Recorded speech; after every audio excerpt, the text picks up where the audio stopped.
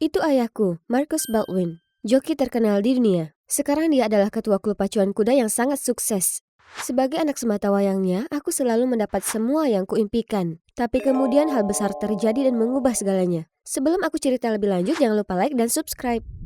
Di usia 8 tahun, aku sedang ada di ruang bermain dan menyisir rambut bonekaku saat ayah mengajak seorang wanita lusuh dan putrinya masuk. Audrey, ayah ingin kamu bertemu Beatrice dan ibunya. Mereka akan tinggal di sini untuk sementara dan menjadi pembantu baru kita. Beatrice kelihatan sangat ketakutan. Karena kasihan padanya, aku menggandeng tangannya dan membiarkannya bermain dengan bonekaku. Kami segera menjadi sahabat baik dan aku bahkan berhasil membujuk ayah agar dia bisa bersekolah di sekolah yang sama denganku. Tidak mengherankan, aku tumbuh terobsesi dengan kuda dan bermimpi menjadi joki terkenal seperti ayah. Aku berlatih menunggangi kudaku Eclair setiap hari sepulang sekolah dan kami menjadi tim yang sangat tangguh. Tak lama kemudian aku memenangkan banyak kontes junior dan bahkan koran-koran meramalkan kalau aku akan menjadi nama besar berikutnya di dunia pacuan kuda. Hal ini tentu saja menaikkan popularitasku di sekolah dan aku mulai mengumpulkan kelompok dengan anggota para elit. Namun ada satu masalah kecil, karena latar belakang Beatrice yang sederhana, gadis-gadis lain tidak menyukainya. Dari mana dapat sepatu itu? Dari nenekmu? Apa kamu membiarkan nenekmu menata rambutmu juga? Ayolah gadis-gadis, mari kita lihat apakah kantin masih memiliki muffin gandum. Segalanya hampir sempurna, dan untuk melengkapi semuanya, aku diundang ke acara gala untuk para joki muda berbakat. Aku perlu tampil sempurna, jadi aku meminta sopir untuk mengantarku ke mall dan membeli pakaian yang paling mempesona. Tapi di tengah jalan, semuanya berubah. Aku terbangun di rumah sakit memakai gaun jelek dan merasa pusing karena kebingungan. Oh Tuhan, kau sudah sadar? Hah, kenapa aku di sini? Sayang, kamu mengalami kecelakaan mobil. Kamu sudah koma selama 2 tahun terakhir. 2 tahun? Apa? Tidak mungkin. Itu berarti aku melewatkan 2 tahun penuh dalam hidupku dan sekarang umurku 17 tahun. Aku melewatkan ulang tahun ke-16. Setelah mengatasi kejutan awal menjadi putri tidur, aku memastikan bertanya hal yang paling penting. Apa Eclair baik-baik saja? Siapa pemenang Grand Championship? Setelah berbicara dengan orang tuaku, mereka memberitahuku sesuatu yang lebih mengejutkan. Audrey, kondisi kesehatanmu sangat buruk. Kami kira kami akan kehilanganmu. Kamu butuh ginjal baru, tetapi kami tidak cocok. Tapi Beatrice cocok dan dia mendonorkan ginjalnya untukmu. Kami sangat berterima kasih padanya. Jadi ketika ibunya meninggal dunia, kami memutuskan untuk mengadopsinya. Dia sekarang saudarimu.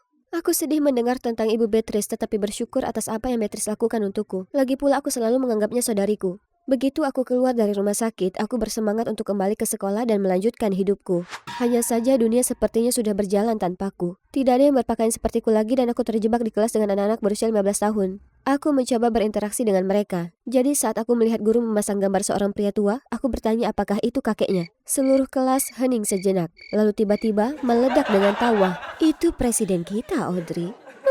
Bagaimana aku bisa tahu? Saat makan siang ketika aku hendak bergabung dengan teman-teman lamaku, aku mendengar mereka berbicara. 2021 menelpon, dia ingin rok tenisnya dikembalikan. Dia bicara bahasa apa? Ya ampun, Audrey seperti alien. Dia tidak tahu apa-apa. Aku bicara soal tren sindrom gadis beruntung dan dia benar-benar menatapku seperti ikan. Ayolah, kau tahu dia tidak bisa menahannya. Ayo kita beli kentang goreng keju. Apapun katamu, Beatrice. Beatrice ada di pihakku, kan? Rasanya seperti dia telah mengambil alih tempatku. Setidaknya orang tuaku akan senang aku pulang, kan? Salah, ibu selalu pergi belanja, menghadiri kelas yoga dan spa, tapi tidak pernah mengajakku. Sebaliknya dia selalu mengajak Beatrice. Rasanya dia lupa bahwa aku, anak kandungnya, sebenarnya ada. Sementara itu di klub pacuan kuda, saat aku berjalan melewati kandang, aku mendengar ayah berbicara dengan Beatrice tentang acara yang akan datang. Aku sangat beruntung kamu di sini membantu mempromosikan acara ini. Aku tidak tahu harus apa tanpamu. Aku tidak lagi cocok di sekolah, di rumah, atau di klub pacuan kuda. Hidup di sekitarku sudah berubah, dan aku merasa terjebak dalam waktu. Lebih buruknya lagi, aku harus minum obat yang menjijikkan ini. Suatu kali pembantuku mengejarku ke sana kemari, mencoba membuatku meminum obatnya, tapi kugunakan hiasan, bantal, dan buku-buku untuk menghalangi jalannya. Aku sangat fokus membuat jalur rintangan sehingga aku menabrak Douglas Baron, rekan bisnis ayahku. Wah, kau memang gadis muda yang gigih. Malam itu ayah memanggilku ke kantornya. Aku pikir dia akan mengomel karena tidak minum obat, tapi sebaliknya. Dia mengatakan sesuatu yang tidak kuduga. Sepertinya Douglas sangat terkesan denganmu. Dia ingin kamu berkencan dengan putranya Frederick. Perusahaan sedang dalam banyak tekanan akhir-akhir ini dan memiliki Douglas di pihak kita akan sangat menguntungkan. Terutama karena dia pemegang saham terbesar kita. Apa? Ayah ingin aku berkencan dengan orang asing hanya untuk membantu bisnis ayah? Aku bisa hidupkan kembali bisnis ini sendiri tanpa harus melakukan itu. Aku hanya perlu menang turnamen pacuan kuda. Tidak, itu terlalu cepat setelah koma. Kamu belum siap. Kencan adalah satu-satunya cara. Seolah aku akan mendengarkan ayah. Jadi aku diam-diam datang ke sini bersama Beatrice. Aku baru akan memasang pelana pada iklir, tapi kemudian aku mencium bau kotoran kuda dan mulai merasa pusing dan mual. Ayah tiba-tiba muncul dan membawaku ke rumah sakit. Ternyata aku alergi kotoran kuda. Kemudian ayah mulai memarahiku karena berlatih tanpa seizinnya. Untungnya, Beatrice bilang soal kejadian ini dan memberitahu tentang alergimu. Beatrice, kenapa? Maaf kak, aku cuma bilang ke ayah karena aku khawatir padamu. Terserah, aku tetap akan ikut pacuan kuda lagi. Sebenarnya ada terapi fisik dan jika kamu lulus tes ketangkasan, kamu bisa berlatih lagi. Ayah, kumohon. Baiklah, lakukan terapinya hanya jika kamu berkencan dengan Frederick. Aku setuju untuk berkencan, tapi aku tidak pernah bilang apa-apa akan berperilaku baik di sana.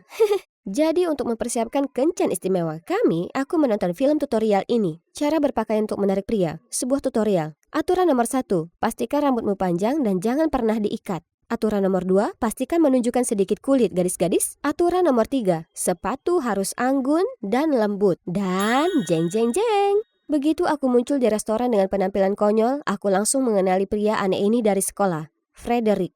Jadi, aku memastikan untuk memasang ekspresi paling tidak ramah di wajahku. Begitu aku duduk, aku sengaja memesan combo makanan paling aneh, hamburger es krim. Aku yakin dia akan menganggapku gila dan pergi, tapi sebaliknya, dia mengambil sepotong hamburger es krimku dan mencicipinya. Menarik. Apa? Bagaimana bisa dia menyukainya? Tolong panggil polisi makanan ke sini. Selera berpakaianmu sangat menyegarkan. Semua tentangmu sangat menarik. Aku benar-benar terpikat. Rumor tentang dia yang aneh benar-benar nyata. Setelah kencan yang kacau dengan Frederick, aku bertemu Stephen, seorang mahasiswa kedokteran di rumah sakit yang membantu terapi fisikku. Selama latihan, dia sangat perhatian dan sangat menguatkan. Aku merasa lebih baik, tetapi kemudian Frederick muncul dan bersikeras untuk tetap di sana agar dia bisa memastikan Stephen melakukan pekerjaannya dengan benar. Dia tidak mau berhenti menyanyikan lagu-lagu yang mengganggu dan mengunyah keripik kentang dengan sangat keras. Kemudian di rumah, dia tidak mau pergi dan terus menggangguku. Ketika dia akhirnya pergi, aku mengeluh kepada Beatrice tentang betapa menyebalkannya dia. Tapi yang mengejutkanku, dia bilang dia pikir Frederick itu imut dan lucu. Tunggu, apakah ini berarti Beatrice menyukai Frederick? Pada hari pemeriksaan fisik, aku lulus di semua tes tanpa membuat kesalahan.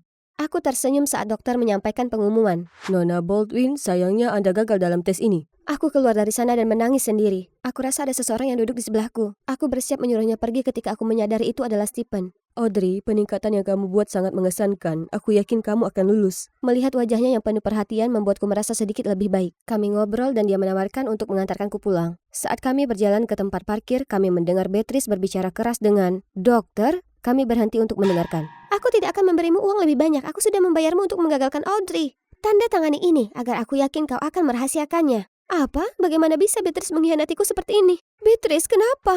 Kenapa kamu melakukan ini? Kamu tidak mengerti betapa sulitnya hidup dalam bayanganmu. Aku suka klub berkuda, tapi kamu akan kembali dan tak ada gunanya lagi bagiku di sana. Kamu merusak segalanya. Kemudian dia pergi meninggalkanku yang berdiri mematung. Aku pulang dan bilang ke ayah apa yang telah dia lakukan. Aku berharap dia ada di pihakku, tapi... Aku yakin kamu terlalu memikirkannya. Selain itu, kamu harus berterima kasih kepada Beatrice. Dia tidak hanya menyelamatkan hidupmu, tapi sekarang dia setuju untuk menikahi Frederick dan menyelamatkan perusahaan.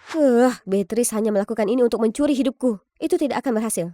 Aku lebih bertekad dari sebelumnya untuk kembali berkuda dan merebut kembali hidupku. Milikku. Sementara itu, Stephen membantu mencarikan dokter lain untuk mengujiku dan kali ini aku lulus. Aku menunjukkan hasil tes kepada ayah, dan dia akhirnya mengizinkanku untuk kembali berlatih. Tapi ketika aku mengungkit lagi soal Beatrice yang menyuap dokter, dia hanya diam saja. Apakah aku masih putrinya? Oke, kalau begitu rencana berubah. Aku bertemu dengan Frederick untuk bertanya tentang pernikahannya dengan Beatrice. Jadi, kamu setuju dengan pernikahan itu? Tidak, aku tidak ingin menikahi siapapun namanya.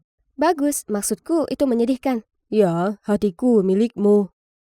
Bagaimana kalau kita balas dendam dan pura-pura berkencan? Hanya pura-pura saja, kalau kamu tidak keberatan. Pura-pura? Sungguh, jika itu berarti menjadi pacarmu, aku akan melakukannya. Jadi, kami segera pulang. Berjalan masuk sambil berpegangan tangan dan saling menatap mesra. Wajah Beatrice yang kesal adalah sebuah pemandangan indah. Aku melanjutkan latihan berkuda dan mengatasi masalah alergiku dengan menggunakan saset dan menyemprotkan parfum ke seluruh tubuhku. Awalnya itu berhasil, tetapi kemudian aku mulai alergi terhadap masker juga. Stephen segera tahu dan keesokan harinya ia datang dengan beberapa saset herbal buatannya sendiri. Tidak hanya membantu menyembuhkan alergiku, tapi saset itu juga memberikan efek menenangkan pada diriku. Tanpa alergi yang mengganggu, aku bisa fokus berlatih dan segera kembali menjadi diriku yang hebat dalam berkuda. Aku menunjukkan bakatku ke klub dan semua orang tampak terkesan. Dengan bakatmu, kau harusnya jadi ketua. Ya, aku mungkin tidak pandai bicara seperti seseorang yang aku kenal, tapi tindakan jauh lebih nyata daripada kata-kata. Beatrice jelas iri dengan kemunculanku, jadi dia melakukan beberapa lelucon kejam padaku di sekolah. Suatu kali dia tiba-tiba berubah baik dan menawarkan kopi, tetapi ternyata dia memasukkan saus pedas ke dalamnya.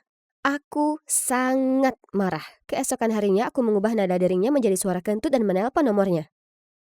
Itu lucu sekali.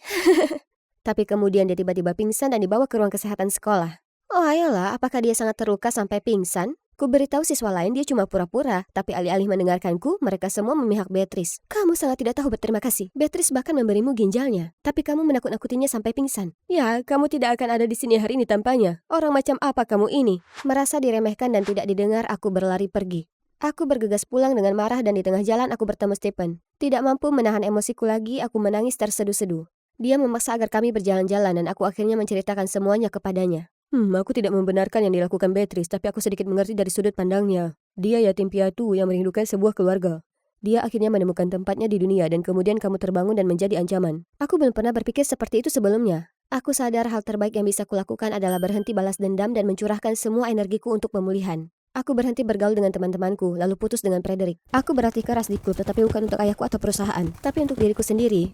Beatrice muncul dan mencoba memprovokasiku, tapi aku tidak peduli. Semua kerja kerasku membuahkan hasil dan aku lolos ke turnamen. Di turnamen, aku memimpin balapan dan merasa tak terkalahkan. Tapi kemudian beberapa lebah mulai mendengung di sekitar wajah Eclair. Dia panik dan mulai melompat-lompat. Lalu semuanya menjadi gelap. Aku terbangun di rumah sakit merasa pusing dan melihat seseorang mengobrak-abrik tempat tidurku. Beatrice, apa yang kamu lakukan? Kemudian Stephen muncul. Apa ini yang kamu cari? Aku melihat Beatrice menukar saset dengan yang berisi serbuk sari untuk menarik perhatian lebah. Aku yakin dia juga menukar yang sebelumnya untuk memperburuk alergimu. Apa yang aku lakukan sampai pantas menerima ini? Semuanya sangat mudah bagimu kan? Karena kamu aku kehilangan segalanya. Beatrice, bagaimana bisa? Minta maaf pada Audrey sekarang juga. Tidak, aku tidak mau. Ini semua salahmu. Ini semua salahku. Bertahun-tahun yang lalu, aku menjalin hubungan dengan Ibu Beatrice. Kami berpisah secara baik-baik, tetapi baru di hari-hari terakhirnya dia mengatakan kebenaran padaku. Beatrice adalah putriku. Aku tidak ingin mengecewakan siapapun, jadi aku menyimpannya sendiri. Tapi ketika kamu butuh ginjal dan Beatrice ternyata cocok, aku menggunakan ini sebagai alasan untuk menyarankan mengadopsinya. Kemudian kamu bangun dan kami sangat bahagia. Ayah tidak menyadari bagaimana ini mempengaruhi Beatrice atau kamu, Audrey. Tolong maafkan ayah ingin memperbaikinya. Ibu dan aku sangat terkejut dan ibu menyuruh ayah pergi mencari Beatrice. Setelah ayah pergi, ibu memelukku. Sayang, kamu dan Beatrice berhak mendapatkan kehangatan dan cinta. Ibu janji segalanya akan lebih baik mulai sekarang. Saat aku meninggalkan rumah sakit keesokan harinya, aku melihat Beatrice berjalan ke arahku. Maafkan aku, kamu selalu baik padaku dan aku sangat jahat. Aku sangat khawatir saat kamu koma. Tapi begitu kamu bangun, aku takut tidak ada yang menginginkanku lagi. Aku peduli padamu, Audrey. Kamu saudariku. Aku memeluknya erat. Kamu selalu menjadi saudariku, Beatrice. Tapi tolong, jangan ada lagi lelucon. Kemudian aku melihat Stephen berjalan ke arahku, sambil membawa balon besar. Sepertinya kamu kedatangan tamu. Aku senang kalian berdua berbaikan. Ini aku membawakannya untukmu.